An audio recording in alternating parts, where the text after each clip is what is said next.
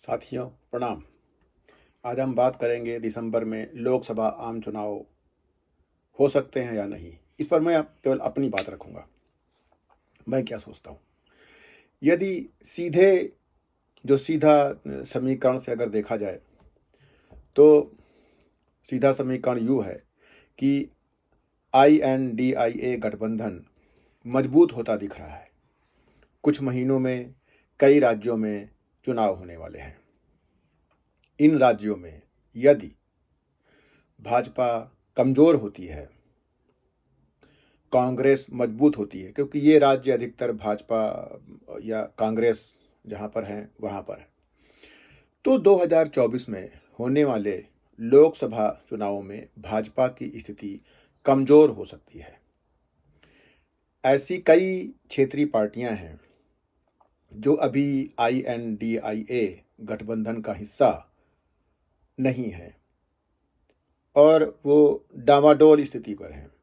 लेकिन यदि अगले वर्ष 2024 में होने वाले आम चुनाव की जब तारीख आएगी या जब वो नज़दीक आएंगे या होने वाले होंगे, तो उसके पहले INDIA गठबंधन के साथ जुड़ सकते हैं, इस बात की संभावना है। एक बिंदु यह भी कि लोकसभा के लिए मोदी के चेहरे के कारण विधानसभा चुनावों में लाभ मिल सकता है। ऐसे कुछ कारण हैं जो जो सीधा समीकरण होता है, इन सब वेरिएंट्स का सीधा समीकरण ये कहलाता है या ये इंगित करता है, या कहलाता नहीं, यहाँ कहता है कि वर्तमान सत्तारूढ़ पार्टी भाजपा लोकसभा आम चुनाव दिसंबर में करवा सकती है।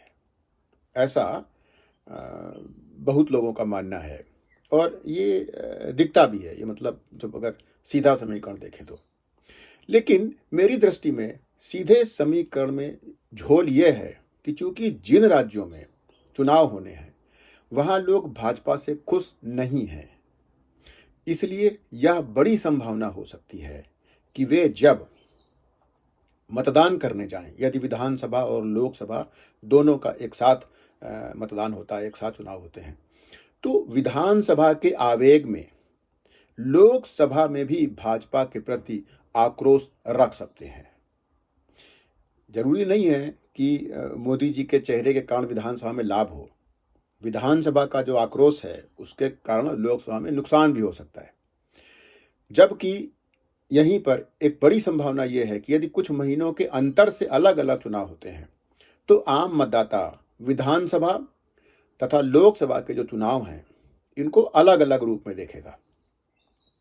विधानसभा में अलग तरीके से मतदान करेगा, लोकसभा में अलग प्राथमिकताओं के साथ में मतदान करेगा, कर सकता है, अलग अलग मानसिकता हो सकती है।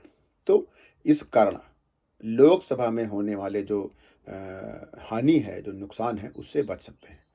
बात करते हैं अटल बिहारी वाजपेयी सरकार की। सितंबर 2004 में लोकसभा आम चुनाव होने चाहिए थे, लेकिन उन्होंने अप्रैल 2004 में करवाए थे, कुछ महीने पहले करवाए थे। वाजपेयी सरकार 10 वर्ष लगातार नहीं चली थी, 5 वर्ष ही चली थी। इंडिया साइनिंग का शोर चल रहा था, सबको लग रहा था, जिस तरह से प्रचार प्रसार और उसका हल्ला गुल्ला चल रहा था, लग रहा था कि बहुत फ़ायदा मिलेगा उसको। वाजपेयी सरकार को लगा कि इससे इसके पहले कि इंडिया साइनिंग का जो शोर है ठंडा पड़ना शुरू हो, इसका चुनावी लाभ लिया जाए। इसलिए उन्होंने लोकसभा आम चुनाव लगभग 5 महीने पहले करवाए जाने की जो भी एक रणनीति थी उन्होंने बनाई। लेकिन रणनीति से लाभ नहीं हुआ, उल्टे हानि हुई, सरकार चली गई।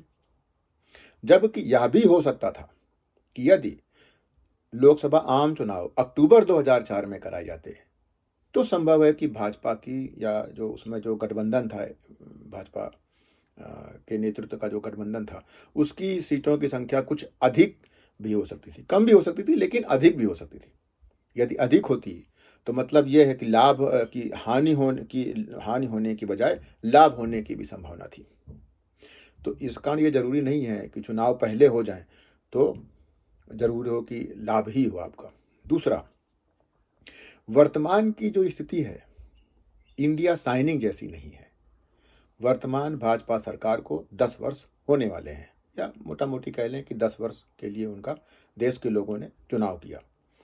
देश के लोगों ने वर्तमान सरकार को लगातार दो बार भरपूर बहुमत देते हुए सरकार बनवाई है, सरकार चलाने का आदेश दिया है, सरकार चलाने की सुविधा दी है ना।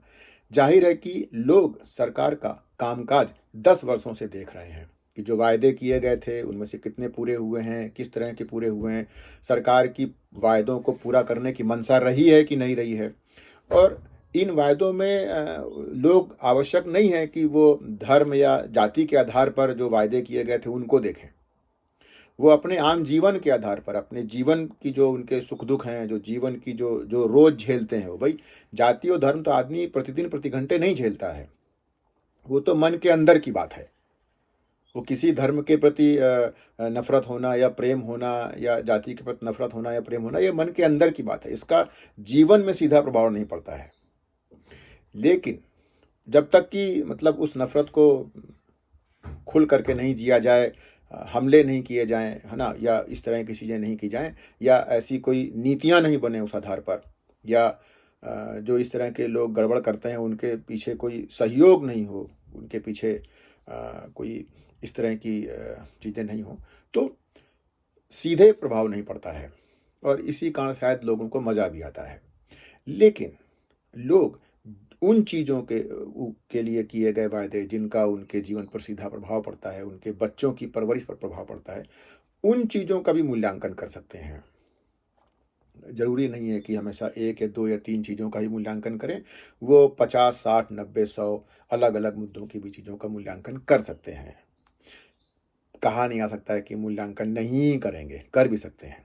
ठीक, तो यदि अब यहाँ पर एक बात ये आती है कि यदि INDIA गठबंधन मजबूत होता दिख रहा है, यदि कई राज्यों में जहां भाजपा सरकारें थीं लेकिन वहां कांग्रेस की सरकारें बहुमत के साथ आईं, तो इसका मतलब यह है कि भाजपा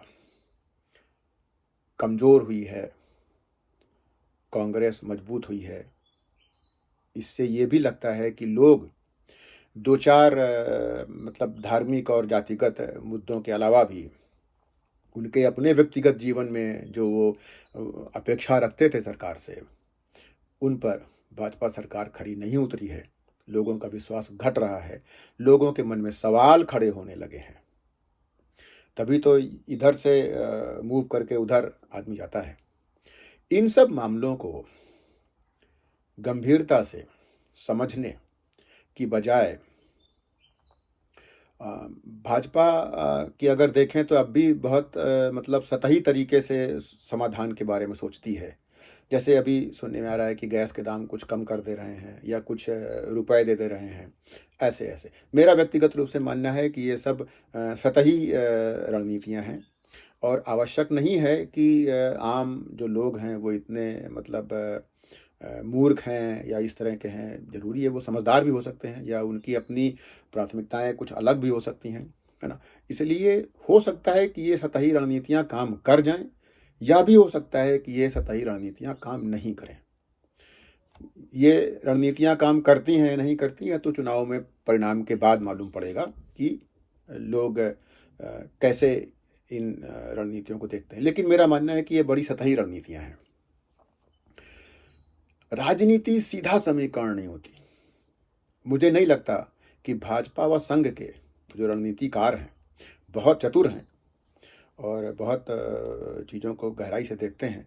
वे बिना सोचे विचारे केवल सीधे समीकरण के कारण कि आसान दिख रहा है, सरल दिख रहा है, सीधा साधा सरल सा समीकरण दिख रहा है, दिसंबर में लोकसभा आम चुनाव करवा ही देंगे। भाजपा व संघ खूब सोच विचार करेंगे, अनेक बिंदुओं पर सोच विचार करेंगे, है ना, हानि लाभ की गणना करेंगे, गहराई से गणना करेंगे। इसके बाद निर्णय लेंगे कि लोकसभा आम चुनाव इस वर्ष दिसंबर में होने चाहिए या अगले वर्ष जो पहले से ही निर्धारित जो कार्यकाल है अप्रैल के आसपास उस समय होना चाहिए। ये निर्णय बहुत सोच विचार कर लेंगे। हल्ला गुल्ला जो मचता रहे वो अ, अ, बहुत बार चीज़ें प्रोजेक्ट की जाती हैं, वो भले ही कुछ भी करते रहें। वैसे मुझ जैसे जो बहुत ही मैं साधारण आदमी हूँ, मुझ जैसे साधारण आदमी के सुझाव का कोई मतलब नहीं है, लेकिन व्यक्तिगत रूप से मेरा ये मानना है कि आम चुनाव अगले वर्ष ही करवाए जाने चाहिए। दरअसल जब चीज़ें अपवर्ड जा रही हों, तो उस समय जल्दी चुनाव करवाना बेहतर हो सकता है, एक अच्छी रणनीति हो सकती है।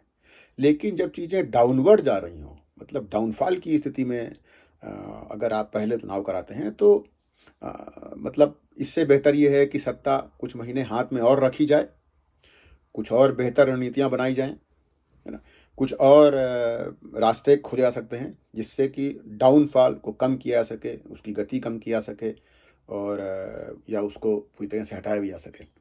इस कारण कुछ महीने और सत्ता हाथ में रखने का चुनाव में लाभ मिल जाता है। अनेक चुनावी रणनीतियों के लिए कुछ समय हाथ में आ जाता है और सत्ता रहती है, तो इसका लाभ मिल जाता है, इसका लाभ हो सकता है। धन्यवाद, सादर प्रणाम।